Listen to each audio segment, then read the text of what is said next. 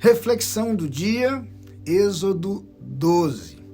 Você que vem lendo esta parte do livro do Êxodo, vem acompanhando toda a luta pela libertação do povo das mãos de Faraó e vem a sucessão das pragas sobre o Egito. Este capítulo trata da última praga, a morte dos primogênitos, mas não sem antes mencionar a instituição da Páscoa.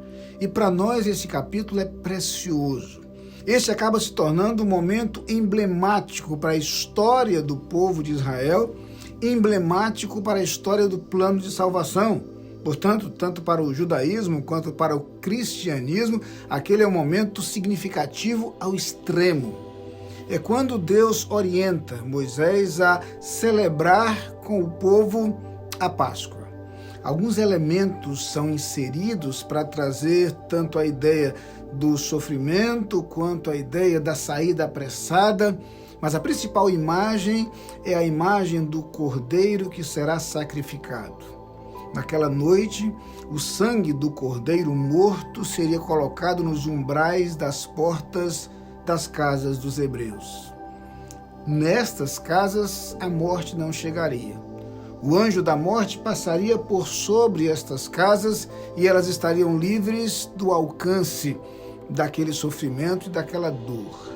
A morte que alcança as casas dos egípcios não chega à casa dos hebreus.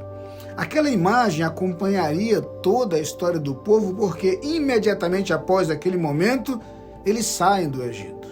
A partir dali, a celebração da Páscoa seria sempre um memorial e um marco. Memorial do que Deus fizera, marco da presença de Deus. Uma lembrança permanente de um Deus que age em favor do seu povo e proporciona a salvação.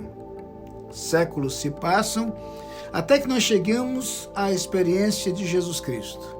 Não sem razão, chamado pelo apóstolo Paulo de nossa Páscoa.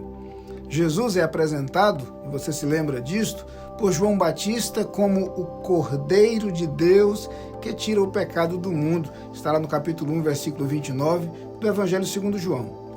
Entendemos então que Jesus seria o Cordeiro a ser sacrificado, justamente como diversas profecias do Antigo Testamento relembrariam e reforçariam, como o capítulo 53 do livro do profeta Isaías.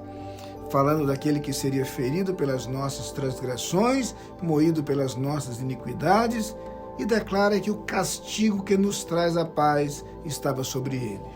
Assim, se a morte do Cordeiro Pascal garantia a vida nas casas marcadas pelo seu sangue, entendemos que em Cristo Jesus e no seu sangue nós encontramos a vitória sobre o pecado, a vitória sobre a morte.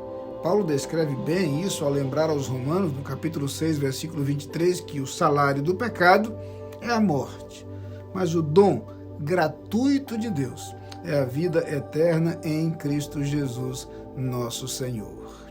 Lembrar o episódio da Páscoa judaica é repleto de significado. Sobretudo, nos lembra que aquele era apenas um sinal, um flash da verdadeira, plena e eterna libertação que um dia seria providenciada para nós em Cristo Jesus. Que esta seja a mensagem lembrada, celebrada e transmitida por nós dia a dia. Amém.